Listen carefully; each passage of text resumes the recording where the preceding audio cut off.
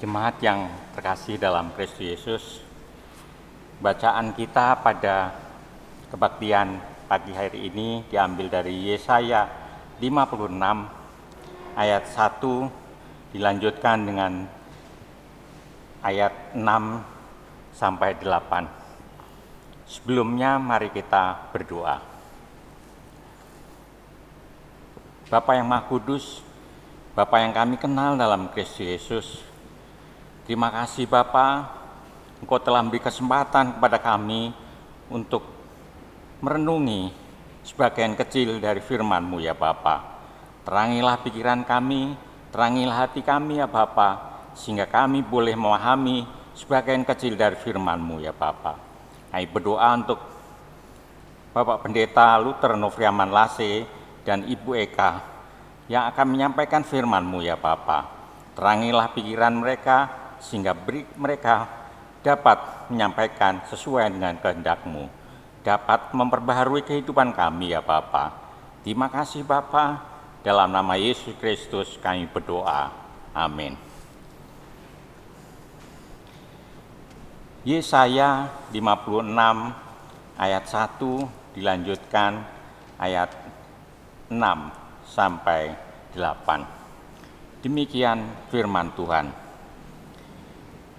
Beginilah firman Tuhan, taatilah hukum dan tegakkanlah keadilan, sebab sebentar lagi akan datang keselamatan yang daripadaku, dan keadilanku akan dinyatakan.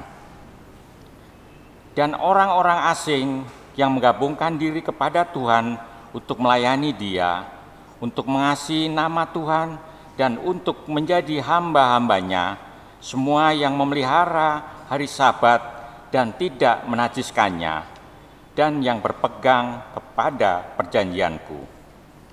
Mereka akan kubawa ke gunungku yang kudus, dan akan kuberi kesukaan di rumah doaku. Aku akan berkenan kepada korban-korban bakaran dan korban-korban sembelihan mereka yang dipersembahkan di atas mezbahku, sebab rumahku akan disebut rumah doa bagi segala bangsa. Demikian firman Tuhan Allah yang menghimpun orang-orang Israel yang terbuang. Aku akan menghimpunkan orang-orang kepadanya lagi sebagai tambahan kepada orang-orangnya yang telah terhimpun. Amin.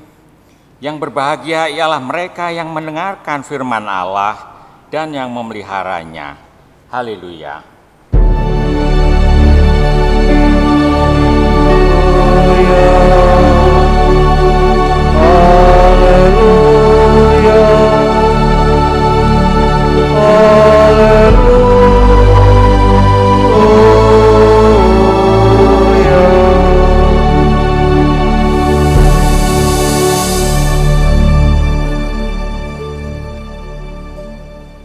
Baik, shalom. Selamat pagi Bapak dan Ibu, salam sejahtera untuk kita semua. Kita bersyukur pada hari ini, tanggal 16 Agustus tahun 2020, kita boleh berjumpa kembali dalam ibadah, meskipun kita masih melakukannya secara online, dan kita dapat mengikutinya dari rumah kita masing-masing. Setelah 2 minggu lamanya Majelis Jemaat melaksanakan evaluasi, maka pada hari ini kita kembali boleh dapat menyaksikan perakaman ibadah yang untuk memelihara iman dan memohon kepercayaan kita kepada Tuhan kita Yesus Kristus. Pada hari ini juga Bapak dan Ibu terasa begitu istimewa, karena hari ini sebenarnya adalah momentum penting bagi kita sebagai jemaat GKI Sumut Medan. Karena tepat pada hari ini 105 tahun yang lalu, kebaktian yang pertama itu dilaksanakan di tempat ini, di gereja ini, oleh orang-orang yang dulu menjadi bapak-bapak gereja kita. Dan hari ini kita memperingati ulang tahun yang ke-105 sebagai momentum penting, meskipun kita masih melaksanakan di rumah kita masing-masing. Tentu ini tidak mengurangi sukacita kita.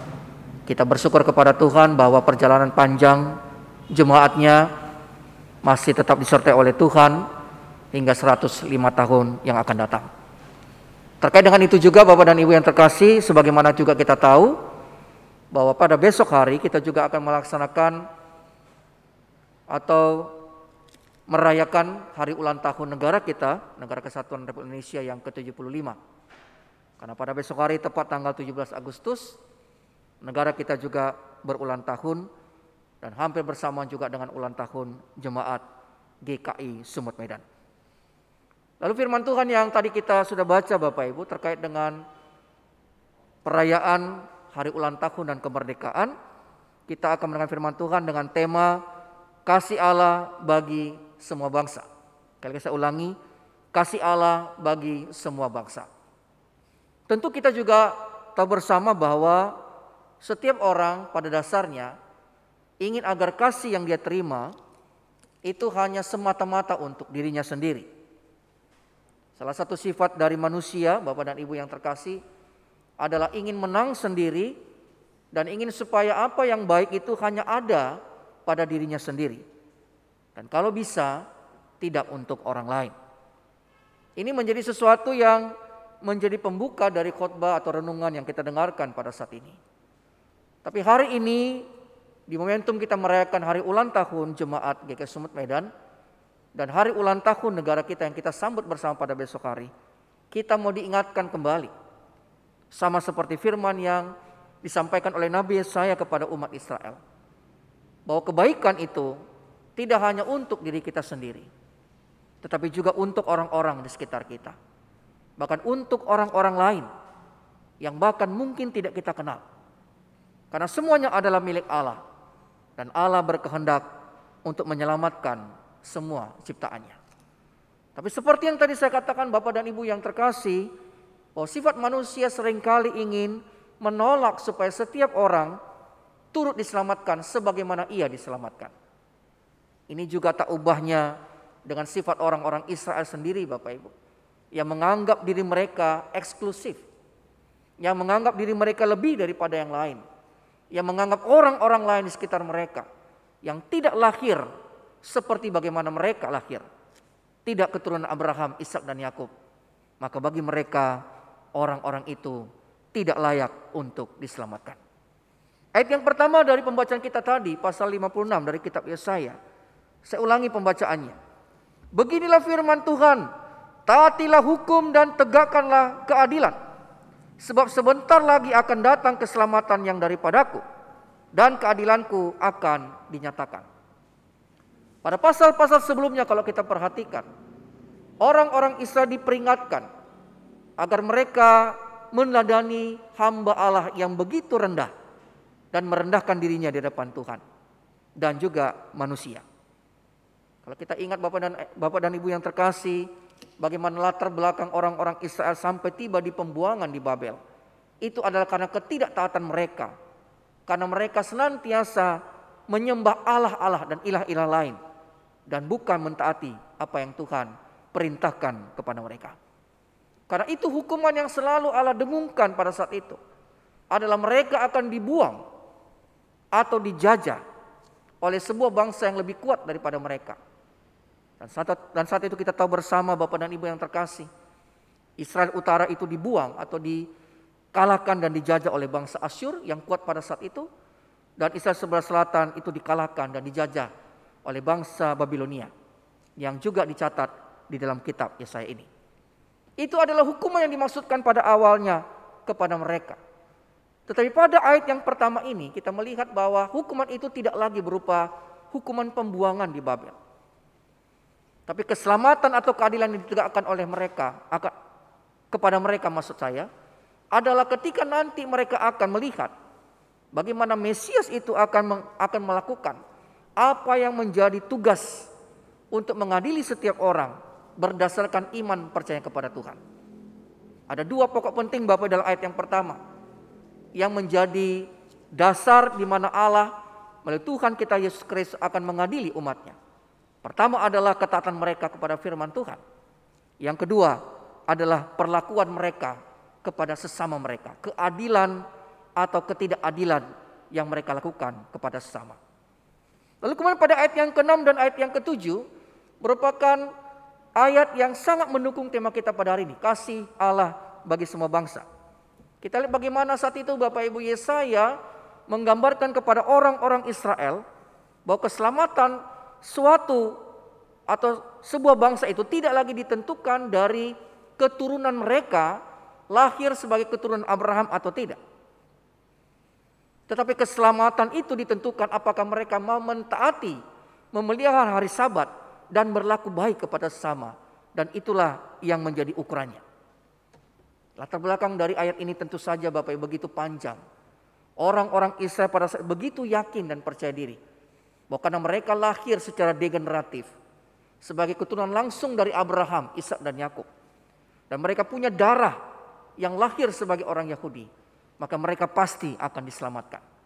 Mereka sangat percaya diri dan mengatakan bahwa hanya kami, sedangkan orang-orang di luar kami, orang-orang non-Yahudi, itu tidak akan bisa diselamatkan karena mereka bukan lahir dari keturunan Abraham.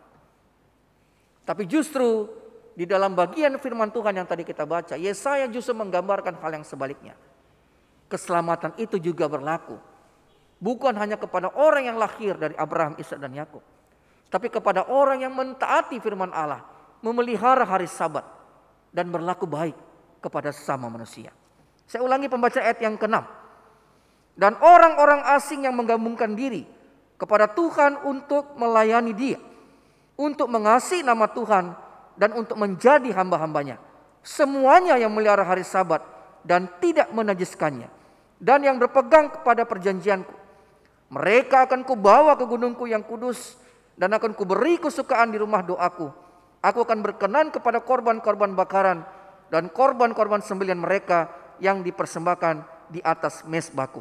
Sebab rumahku akan disebut rumah doa bagi segala bangsa.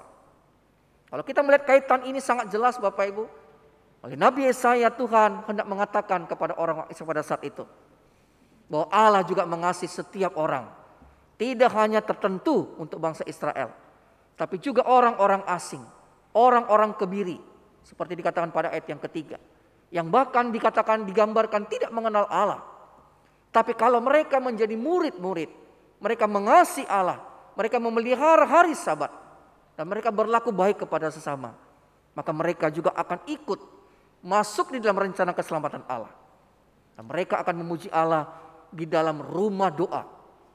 Rumah doa ini Bapak Ibu bisa digambarkan seperti bait Allah yang menjadi pusat peribadatan orang-orang Israel, dan rumah doa itu akan disebut rumah doa bagi segala bangsa. Jelas dikatakan Bapak Ibu bukan hanya kepada orang-orang Israel, tapi juga kepada setiap orang yang mau mengasihi Allah, memelihara hari Sabat dan berlaku baik kepada sesama. Kiranya firman Tuhan pada hari ini Bapak sungguh-sungguh memberkati kita, dan kita akan dengarkan khotbah yang akan disampaikan oleh Ibu Pendeta Eka Helena Siregar. Tuhan memberkati kita semua.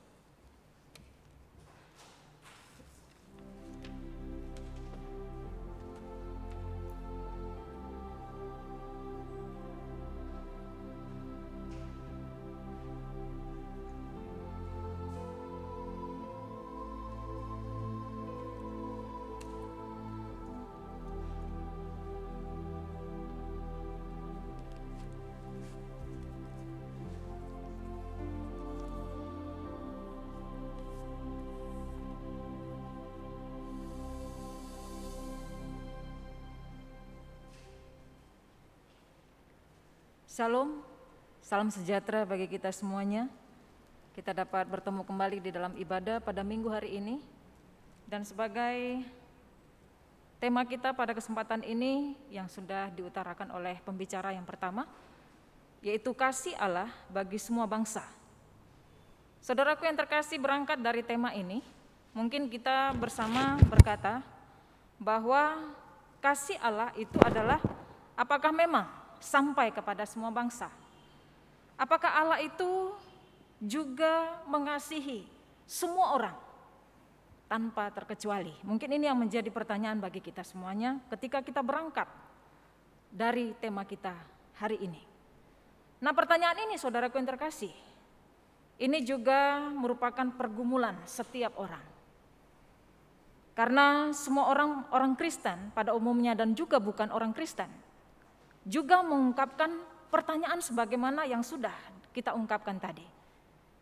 Sebagian orang percaya juga mengatakan bahwa Tuhan itu hanya mengasihi orang-orang yang beriman saja dan sangat membenci orang-orang yang jahat. Selain itu ada juga orang yang percaya juga mengatakan bahwa Tuhan itu hanya mengasihi orang-orang yang banyak berbuat kebaikan atau juga beramal untuk sesamanya. Meskipun ada juga orang yang meragukan kasih Tuhan itu kepadanya karena merasa bahwa hidupnya itu jauh daripada dikehendaki oleh Tuhan. Saudaraku yang terkasih, kita kembali bertanya dalam hidup kita. Apakah benar Tuhan itu mengasihi semua orang? Apakah memang Allah itu mengasihi semua bangsa? Jika memang benar Allah itu mengasihi semua orang dan bangsa itu sendiri, maka kenapa ada masih terjadi penderitaan di mana-mana? Apakah Allah di sini tidak mengasihi semua orang atau semua bangsa?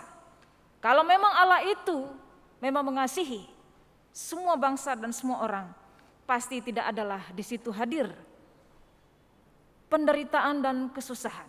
Bukankah Allah itu sering membeda-bedakan kepada tiap orang bangsa atau setiap orang? Dan apakah Allah itu bersikap sektarianisme? Saudaraku yang terkasih, ini juga yang diungkapkan dalam firman Tuhan. Dalam kitab Yesaya tadi pasal yang ke-56 ayat 1 dan ayat 6 sampai yang ke-8. Kepada kita dalam ibadah ini, Tuhan mengungkapkan bahwa kasih-Nya itu begitu besar. Dan Allah tidak akan pernah dibatasi di dalam kepicikan dari pikiran manusia saja. Karena kasih Allah itu meluas, menjangkau semua orang dan semua bangsa. Dan kasih Allah itu bukanlah milik sekelompok atau segolongan orang saja yang bisa dikatakan untuk mensombongkan dirinya, tapi seharusnya itu menjadi milik semua orang. Ketika kita berangkat, Bapak, Ibu, dan saudaraku yang terkasih, di ayat yang ketiga, ada perkataan di sana, kalau saya mau mengambil dari ayat ini, janganlah ada orang-orang asing dan janganlah orang kebiri berkata. Di ayat ketiga ini, Tuhan mengungkapkan hatinya yang begitu prihatin melihat situasi yang sedang terjadi di tengah-tengah umat pilihannya saat itu. Ternyata di tengah-tengah mereka itu ada yang dianggap menjadi warga Israel, tapi tidak berasal dari keturunan kedua belah suku bangsa Israel itu sendiri. Mereka itu adalah para pendatang yang menginginkan dirinya untuk masuk ke dalam sebuah warga yang disebut warga Israel. Sebagian besar lagi dari mereka ini akan merupakan adalah budak atau pekerja yang bekerja kepada bangsa Israel itu sendiri. Nah, disinilah saudaraku yang terkasih, permasalahan dalam kehidupan bangsa Israel. Orang-orang Israel ketika berhadapan dengan orang-orang seperti ini, mereka melakukan jurang pemisah. Sepertinya itu tidak terseberangi. Orang Israel menganggap dirinya itu sebagai golongan yang memiliki posisi yang tinggi dan lebih hebat dan lebih pantas daripada para pendatang itu. Dan mereka sengaja mengajak jarak dan menjauhkan diri kepada orang-orang ini sehingga melakukan semena-mena sikap mereka kepada mereka. Dan mereka menganggap bahwa mereka adalah bangsa yang terpilih dan pantas sebagai umat pilihan Tuhan. Bahkan sikap seperti ini juga ternyata tidak hanya terjadi di kalangan masyarakat biasa saja. Ini juga terjadi dalam para pemimpin umat Israel juga tidak berbeda. Mereka melakukan kejahatan yang lebih besar dan hebat lagi. Itu sebabnya Nabi Yesaya dalam perkataannya ini menggambarkan para pemimpin umat itu sebagai binatang hutan atau anjing pelahap karena kerakusan dan kejahatan mereka. Di ayat 9 sampai 12. Mereka itu dikecam keras karena sebagai orang yang dipercaya Allah untuk memimpin umatnya, dan mereka justru mencari kesenangan dan keuntungan sendiri. Saudaraku yang terkasih dalam Kristus Yesus, ada hal gambaran penderitaan umat yang sedang terjadi saat itu. Yang pertama, ketika penderitaan orang-orang asing itu yang diperlakukan dengan semena-mena, dengan anggapan bahwa mereka ini pantas menerima perlakuan seperti itu. Mereka adalah bukan warga Israel asli, bahkan yang lebih parah lagi, itu terkadang orang-orang Israel memaksa para pekerja yang berasal dari luar untuk bekerja di hari Sabat. Kepada bangsa Israel, Nabi Yesaya mengingatkan kembali, janganlah mereka itu sampai berkata bahwa Tuhan itu hendak memisahkan mereka dari umatnya. Tuhan itu memandang dan melupakan mereka. Artinya di situ saudaraku yang terkasih, Nabi Yesaya mengingatkan bangsa Israel supaya jangan ada di antara mereka oleh karena kepicikan, sektarianisme yang fanatik dan bodoh. Dan ini menjadikan orang-orang pendatang merasa bahwa Tuhan itu sudah melupakan dan tidak memandang kehidupan para pendatang yang tinggal di tengah-tengah bangsa Israel. Bahwa Tuhan itu sedikit pun tidak memberikan perhatian kepada mereka. Seharusnya disinilah umat Israel mampu menunjukkan sikap sebagai umat Allah yang kudus, umat yang menjadi perwujudan dari kasih Allah kepada semua orang. Seharusnya di sini juga melalui sikap dan perbuatan orang-orang Israel, maka orang-orang yang sebelumnya itu belum mengenal Tuhan ini akan mengerti dan mengenal bagaimana Tuhan itu yang sesungguhnya melalui perbuatan mereka. Ini juga menjadi sebuah peringatan yang keras bagi kita Bapak Ibu dan Saudara yang terkasih dalam kehidupan sekarang khususnya. Pada dasarnya kita sering mengaku sebagai umat pilihan Tuhan, dan pada dasarnya kita itu dikatakan bahwa kita adalah orang-orang yang sudah ditebus dan diselamatkan oleh Tuhan itu sendiri. Tapi marilah kita kembali merenungkan untuk sesaat perjalanan hidup yang sudah dijalani selama ini. Sesungguhnya betapa kita itu harus merasa malu dengan semua sikap hidup yang kita perlihatkan. Betapa seharusnya kita tuh merasa bahwa hidup kita itu masih jauh dari apa yang diharapkan oleh Tuhan. Sengaja atau tidak sengaja, kita sering menganggap diri kita itu layak memperlakukan orang lain dengan semau hati kita. Menindas orang lain dengan anggapan bahwa kita itu boleh melakukan dan orang lain itu pantas menerimanya. Betapa memprihatinkan kalau situasi saat ini terjadi pada gereja kita. Dan tidak hanya itu saja Bapak Ibu dan Saudara yang terkasih. Penderitaan yang kedua yang Tuhan lihat dan disoroti dari kitab Yesaya ini, bahwa ada dari orang-orang yang sudah kehilangan semangat hidupnya oleh karena apa? Penderitaan yang sangat berat yang datang dalam kehidupannya itu. Saudara yang terkasih, kepada bangsa Israel, Nabi Yesaya mengingatkan supaya janganlah sampai mereka itu berkata, sesungguhnya aku ini pohon yang kering. Ada diungkapkan di sana bahwa Nabi Yesaya memperingatkan umat Israel menghentikan sikap sewenang-wenangan, penindasan terhadap orang-orang yang sudah menderita, yang sudah bergumul dengan hidupnya sendiri, dan kita juga menambahkan pergumulan dan beban hidupnya. Ada banyak orang yang miskin di sana. Ada banyak orang yang lemah dan tidak mampu di tengah-tengah kehidupan mereka. Orang-orang yang menyebut dirinya itu sebagai orang-orang yang dikebiri. Orang-orang yang mandul, tapi dalam kenyataannya banyak dari umat itu yang berusaha. Bagaimana menggunakan itu semuanya.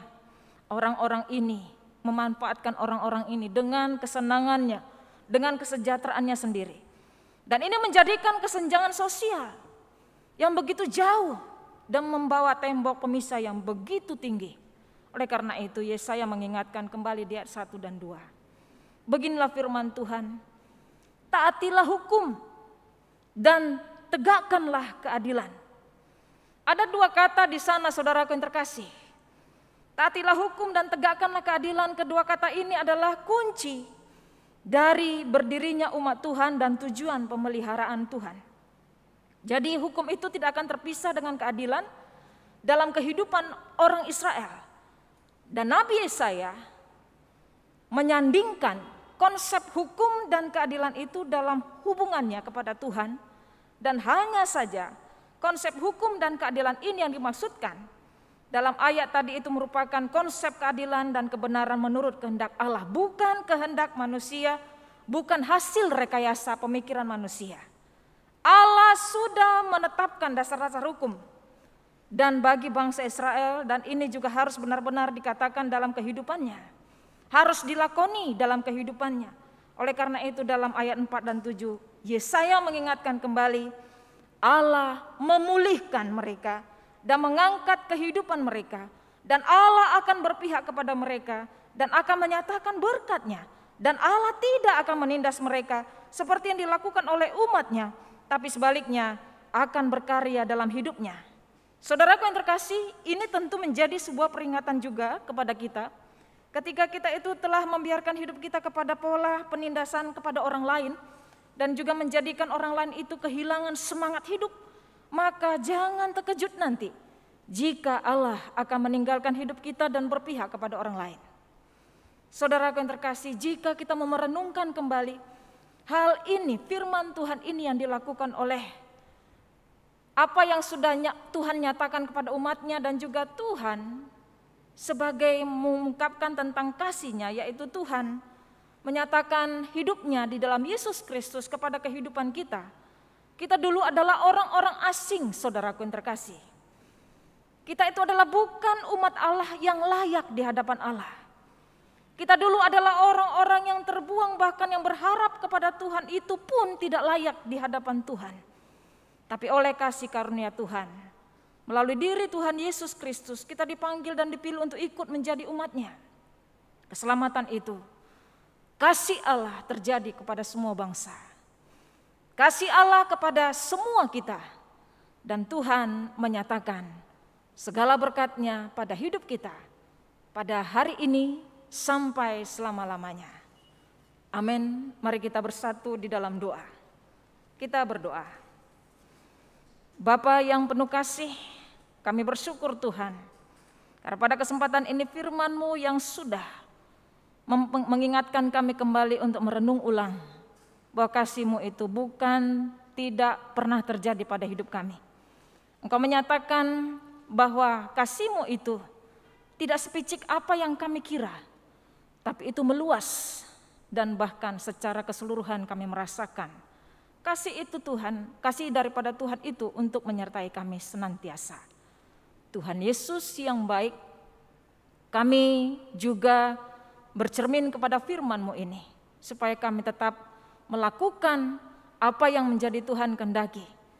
Karena ketika kami meneladani Tuhan atau perbuatan Tuhan yang terjadi kepada dunia, kami juga harus menyatakan itu kepada semua orang.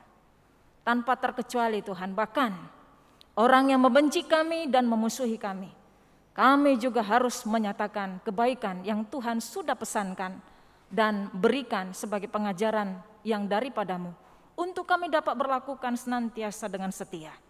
Inilah kami lambang sebagai orang-orang yang pengikut Kristus yang setia. Dan biarlah Tuhan, Engkau tetap mengurapi kami, Tuhan tetap menolong kami, Tuhan tetap memampukan kami untuk mengerjakan pekerjaan baik. Sebagaimana Tuhan, kami tidak mau Engkau atau kuasa-Mu lepas dari kehidupan kami, tapi kami juga mau Engkau Bapa berkat-Mu selalu menyertai kami. Bapa di surga, kami juga berdoa untuk saudara-saudara kekasih hati kami yang saat ini dalam keadaan sakit. Biarlah Engkau senantiasa memberkati kehidupan mereka semuanya. Kami juga merasa dalam kesempatan ini terbeban untuk kasih hati kami Bapak Diaken Wandi Samhadi dan putrinya Nicole. Biarlah Tuhan Engkau senantiasa bersama dengan mereka. Saat ini mereka dalam keadaan sakit dan harus dirawat di rumah sakit. Tuhan kiranya berkati semua perawatan yang ada. Dan kami yakin dan percaya semuanya itu Engkau berkati dan mereka menerima kesembuhan. Dan mujizat-Mu Bapa terjadi atas kehidupan mereka saat ini dan di sini. Tuhan, kami juga berdoa bagaimana kami juga berjuang untuk menghadapi wabah COVID-19 ini. Kami sering juga berhadapan dengan wabah ini dan mungkin itu sudah merasuk dalam kehidupan kami tanpa kami sadari. Bukan hanya secara jasmani, tetapi sikap dan hati kami sudah terjangkit dalam wabah COVID-19 ini.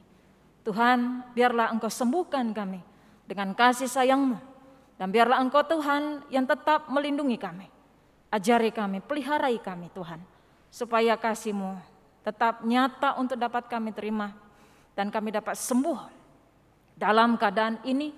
dan kami menjadi anak-anak Tuhan yang kuat, yang sehat, dan itu semua karena kasih karunia Tuhan yang terjadi pada semua orang dan bangsa kami. Kami juga berdoa Tuhan Yesus karena kami bersyukur saat ini Engkau memberikan usia yang begitu banyaknya kepada gereja Kristen Indonesia Sumatera Utara yang pada hari ini Tuhan sudah 105 tahun. Sungguh Tuhan, pergumulan dan perjalanan sejarah gerejamu sungguh sangat panjang, dan kami percaya karena kasih Tuhan sajalah ini kami dapat terima usia yang begitu panjang. Kami percaya Tuhan, kami dapat menjadi gereja Tuhan yang Engkau banggakan di hadapan semua orang. Dan biarlah kami dapat menghadirkan berkat Tuhan, bukan menjadi gereja yang menghadirkan batu sandungan dan melukakan hati Tuhan. Kami mau Tuhan menjadi gereja-Mu yang taat dan patuh kepada suara Tuhan, dan Engkau yang memimpin kami dengan segala sesuatu yang kami ada dan punya. Dan itu kami harus tahu Tuhan bahwa itu adalah milik Tuhan saja. Kami bersyukur Tuhan, kami dapat merayakan usia yang begitu banyak dalam gereja-Mu ini. Dan pada esok hari kami juga akan merayakan usia kemerdekaan negara kami ini, Republik Indonesia yang ke-75 tahun. Terima kasih Tuhan buat segalanya, dan itu semua karena kasih Tuhan saja kepada bangsa yang kami cinta ini. Dan biarlah segala pergumulan di tengah-tengah bangsa Indonesia ini, kami percaya Tuhan Engkau mau mengangkat wakil-wakil-Mu untuk bisa mengerjakannya, dan itu semua dengan urapan kasih sayang Tuhan. Mereka dapat mengerjakan apa yang menjadi seturut dengan kehendak Tuhan saja. Bapa di surga, kami juga berdoa untuk semua pergumulan yang ada dalam kehidupan kami masing-masing. Kami tidak dapat menceritakan satu persatu, dan Engkau mengenal Tuhan kami dengan sempurna adanya. Biarlah kami pertaruhkan seluruhnya ke dalam tangan pengasihan-Mu, sehingga kehidupan kami tetap mengandalkan Tuhan di dalam setiap saat, dan Tuhan yang bekerja dan berkarya di dalamnya. Terima kasih Bapa di surga, segala ibadah yang kami dapat langsungkan ini Tuhan, biarlah berkenan di hati Tuhan, sehingga Tuhan juga dapat dipermuliakan di atas puji-pujian dan apa yang kami lakukan pada kesempatan ini. Terima kasih Bapa di surga, layakan kami meminta kepadamu Tuhan, karena kami berseru dalam Kristus Yesus Tuhan, Juru Selamat kami yang hidup, yang sudah mengajarkan doa Bapa kami bersama-sama. Bapa kami yang di sorga, dikuduskanlah nama-Mu, datanglah kerajaan-Mu, jadilah kehendak-Mu di bumi seperti di sorga. Berikanlah kami pada hari ini makanan kami yang secukupnya, dan ampunilah kami akan kesalahan kami, seperti kami juga mengampuni orang yang bersalah kepada kami. Dan janganlah bawa kami ke dalam pencobaan, tetapi lepaskanlah kami daripada yang jahat, karena Engkau-lah yang punya kerajaan dan kuasa dan kemuliaan sampai selama-lamanya. Amin.